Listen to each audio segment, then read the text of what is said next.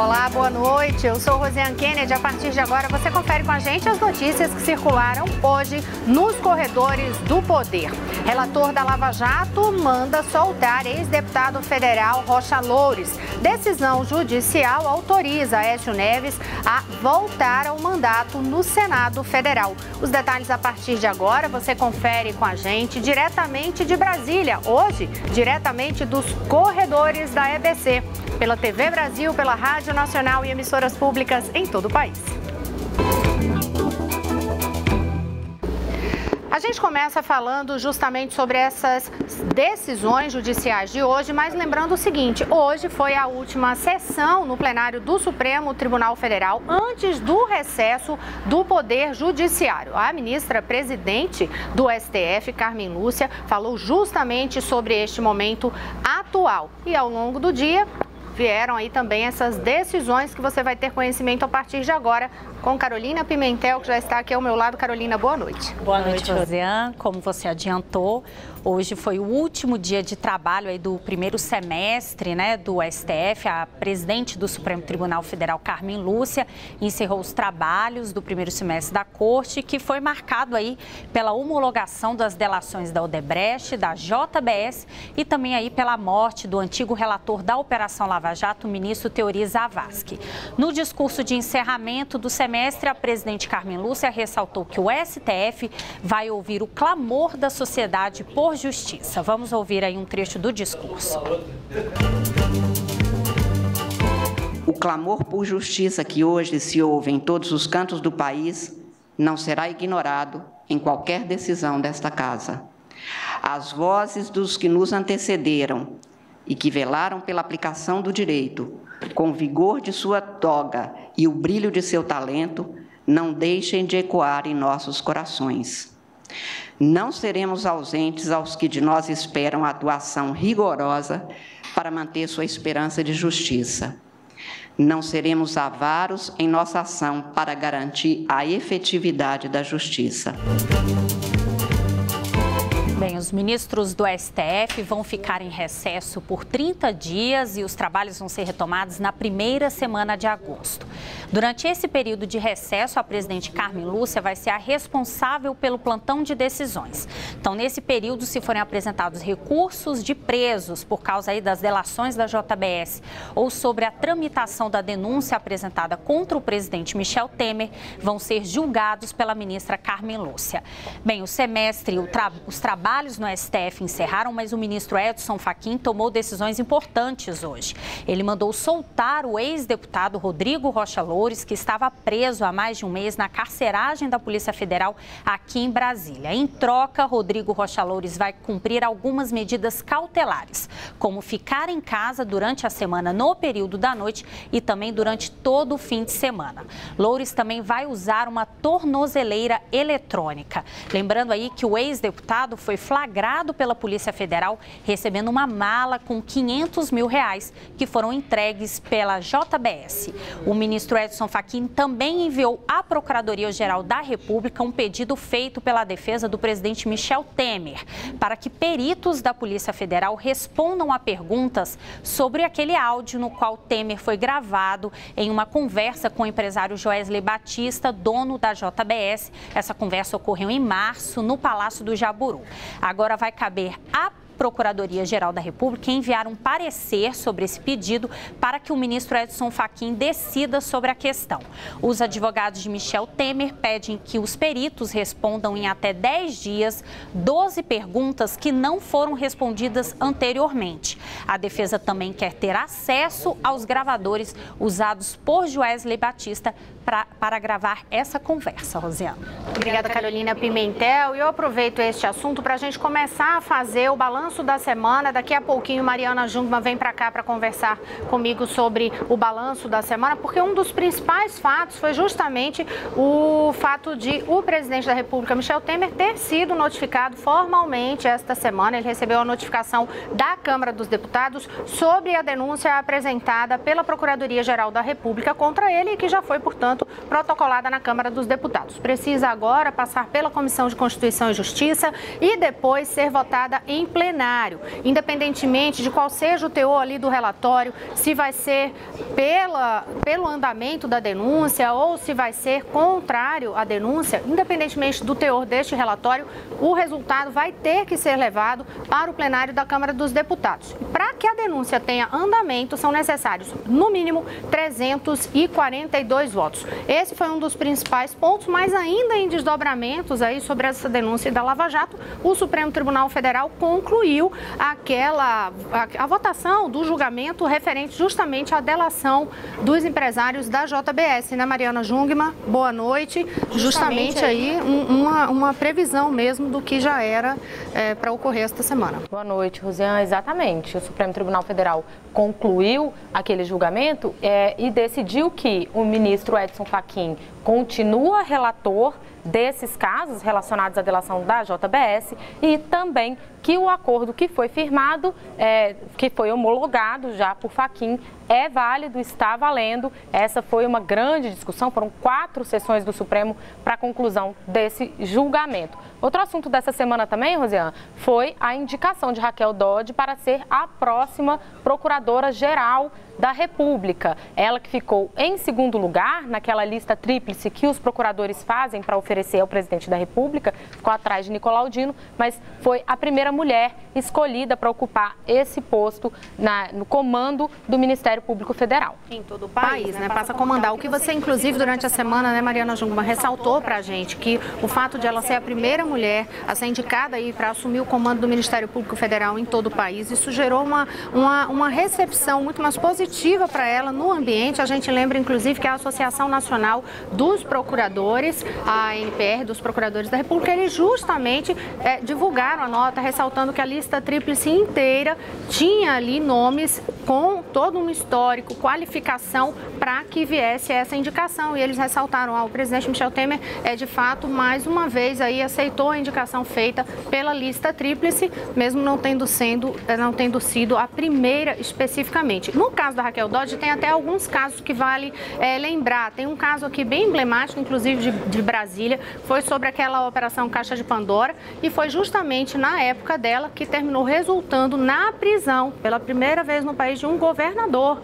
que era José Roberto Arruda, naquele escândalo do mensalão do DEM. Foi decisão que veio ali de investigação justamente com esta que agora está sendo indicada, né? Foi indicada pelo presidente Temer para este cargo do comando do Ministério Público Federal. Só lembrando, Rosiane, que a expectativa é que essa batina de Raquel Dodge na Comissão de Constituição e Justiça do Senado, é o passo que precede a votação dela no plenário, deve ocorrer no dia 12, e a previsão é que todas essas votações, tanto na Comissão de Constituição e Justiça quanto no plenário, aconteçam antes do recesso parlamentar do dia 17 de julho. A gente continua falando aí em Lava Jato, porque, como eu anunciei na abertura do jornal, uma decisão judicial autorizou Aécio Neves a retomar o mandato no Senado Federal. Quem tem os detalhes para a gente é Jéssica Gonçalves, no estúdio da Rádio Nacional. Boa noite, Jéssica.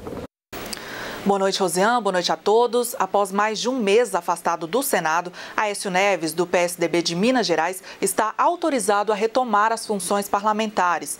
A decisão é do ministro do Supremo Tribunal Federal, Marco Aurélio. A notícia foi divulgada pelo próprio ministro e acabou pegando de surpresa os jornalistas nesta sexta-feira, último dia de trabalho na corte antes do recesso. Na decisão, Marco Aurélio alega que a denúncia contra Aécio não abrangeu todos os crimes mencionados na liminar e ainda não foi recebida, o que não justifica a suspensão do senador.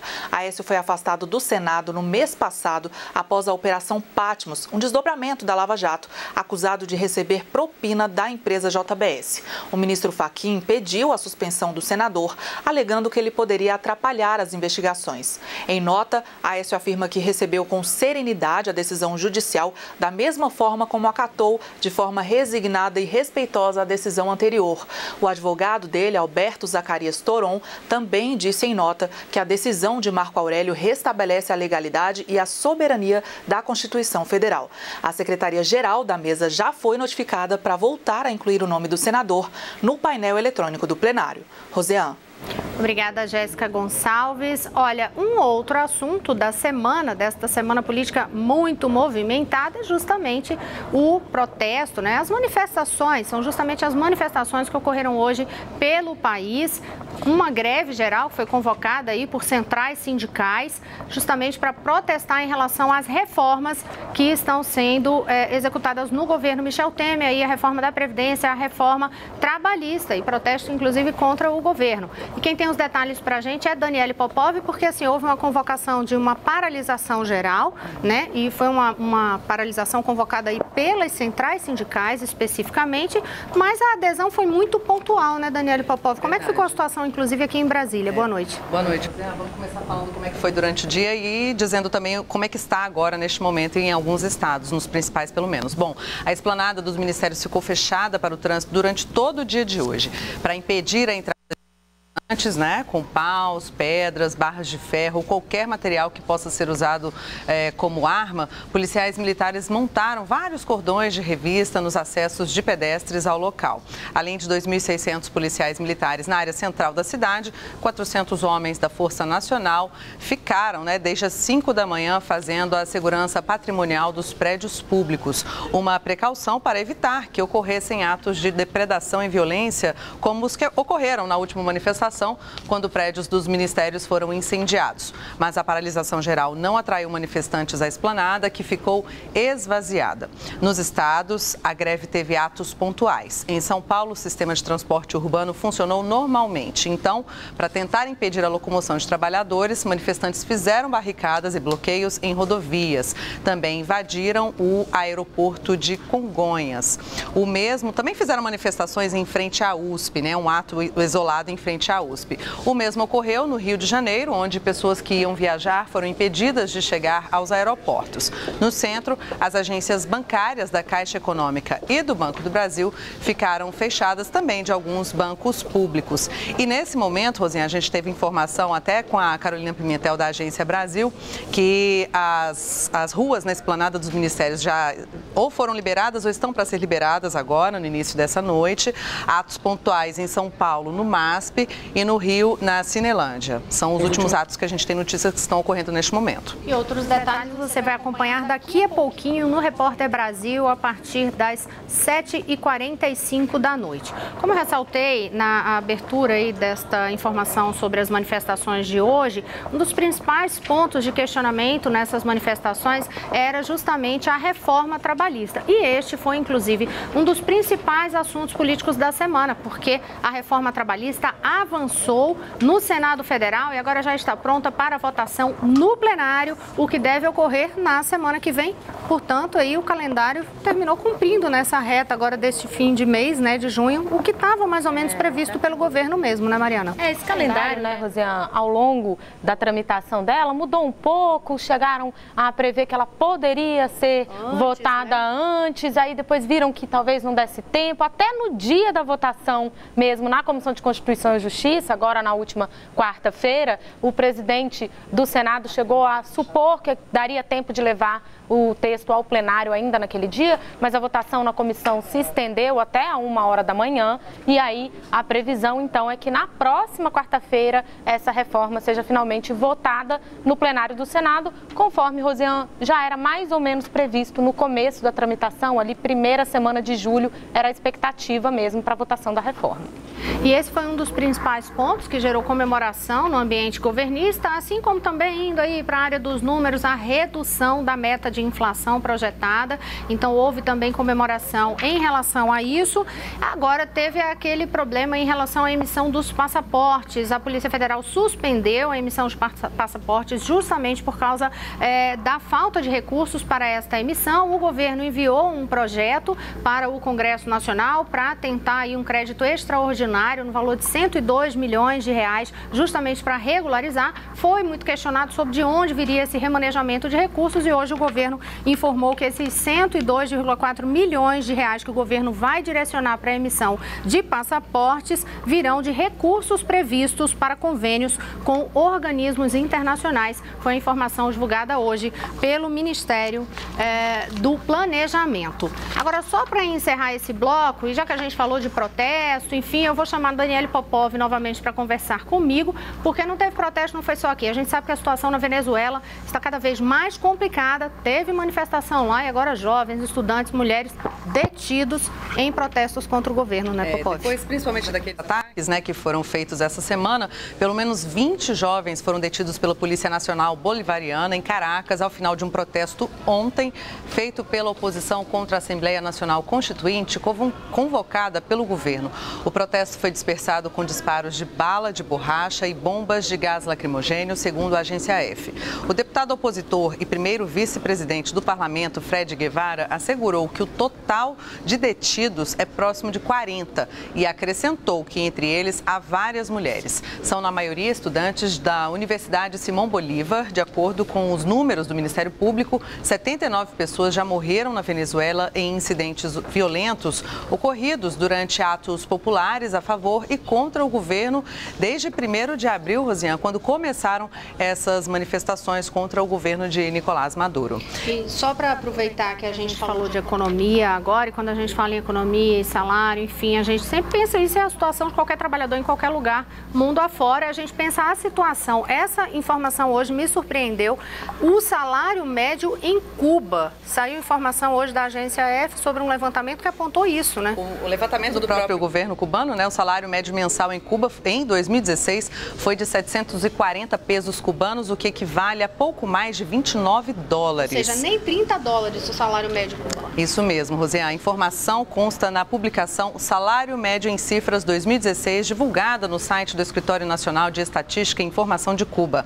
Segundo os dados, o salário cubano aumenta em setores como o açucareiro, o mais bem pago do país, com salários médios de 49 dólares e 80 centavos, e cai nos de administração pública, defesa e previdência social com 20 dólares e 40 centavos. Rosiane, 20 dólares o salário mais baixo de Cuba. Enfim, daqui a pouquinho a gente volta com outras informações. Eu volto já.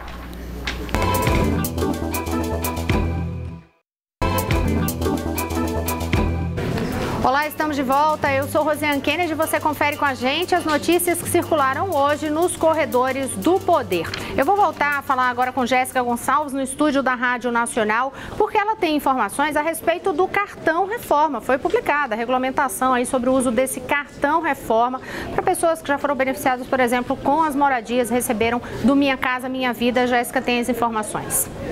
Rosiane, o decreto que regulamenta o cartão reforma foi publicado hoje no Diário Oficial da União.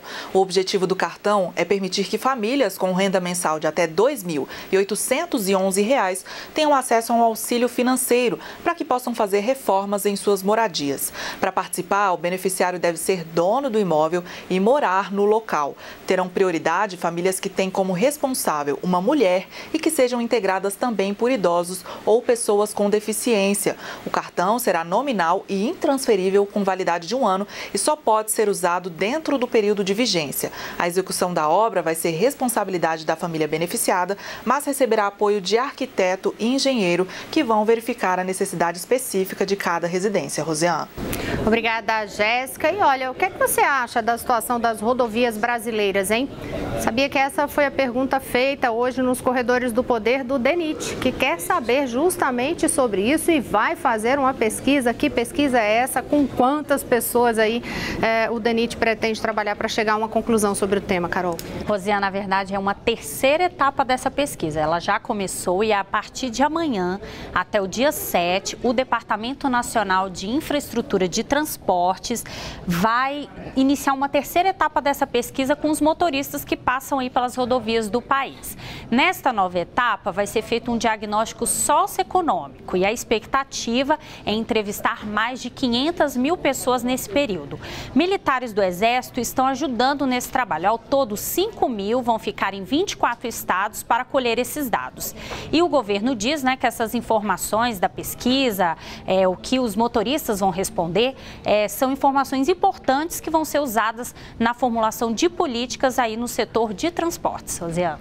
Obrigada, Carolina Pimentel. E a gente vai fazer balanço novamente. Nunca falta assunto no Rio de Janeiro, mas Maurício de Almeida está aqui para nos ajudar a lembrar o tanto de fato importante que ocorreu no Rio de Janeiro esta semana. Maurício, um dos principais aí, sem sombra de dúvidas, foi a Operação Calabar, uma mega operação aí que prendeu policiais militares suspeitos de envolvimento com traficantes, né, Maurício? Boa noite. Boa noite, Rosiane. Foi isso mesmo, a operação que aconteceu ontem e com desdobramentos hoje. Até o momento, 80 policiais militares dos 96 que tiveram a prisão preventiva decretada já foram presos. Outros 16, segundo a Polícia Civil, devem se entregar nas próximas horas, já que foram feitos acordos com os advogados. A Polícia Civil hoje fez um levantamento da ficha criminal desses 96 policiais e descobriu que eles já respondem por 250 autos de resistência, que é aquele momento onde o policial alega que matou uma pessoa porque agiu em legítima defesa. Agora, a Polícia Civil quer investigar se esses autos de resistência realmente existiram ou se foram execuções. Como nós mostramos aqui ontem, esses policiais cobravam propina de traficantes em troca de proteção.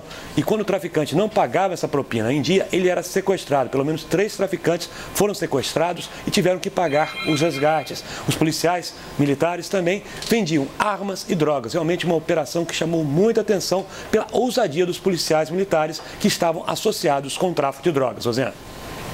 Maurício, outro ponto desta semana foi a aprovação do teto de gasto, A gente passou aí esse semestre inteiro falando justamente sobre a situação crítica financeira do Rio de Janeiro, as medidas que o governo precisava adotar para poder também dar aí contrapartida em relação às medidas de apoio do governo federal, e o teto foi aprovado.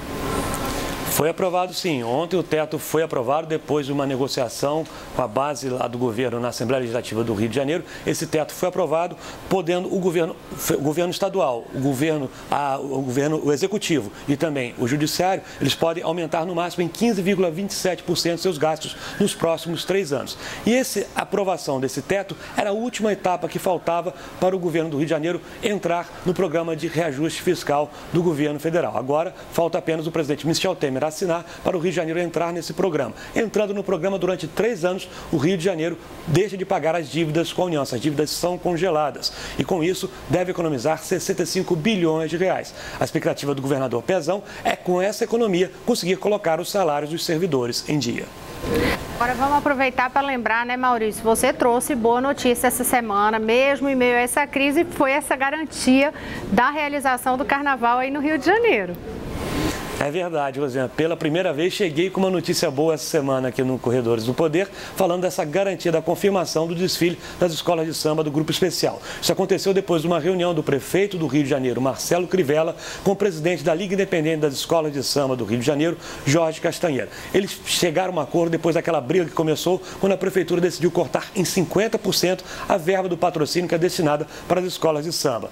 Tanto o prefeito quanto o presidente da Liga chegaram a um acordo, vai ter o carnaval, e a prefeitura está estudando aumentar um pouquinho da verba, não ser um corte tão rigoroso de 50%. Tanto que na segunda-feira tem outra reunião marcada entre Crivella e Jorge Castanheira. Tendo novas informações na segunda-feira, obviamente chegamos aqui no Corredores do Poder passando para vocês essas informações do Carnaval do Rio. Rosiane. Bom fim de semana, Maurício. Até segunda, então. A gente continua agora com esse balanço e quem traz em imagens para a gente é Michele Canes, que fez aí uma escolha das fotos junto com Marcelo Casal, e você acompanha as principais imagens da semana com Michele Canes. O fotógrafo Antônio Cruz registrou a sessão solene realizada no plenário da Câmara dos Deputados em homenagem ao Dia Nacional do Quadrilheiro Junino. A data é comemorada no dia 27 de junho. Em Brasília, uma multidão acompanhou a parada do orgulho LGBT na esplanada dos ministérios no último domingo. A foto também é de Antônio Cruz. E esta semana, o senador Renan Calheiros comunicou ao plenário do Senado o seu afastamento da liderança do PMDB. O momento foi registrado pelo fotógrafo Wilson Dias. Na foto, o senador discursa na tribuna do plenário do Senado.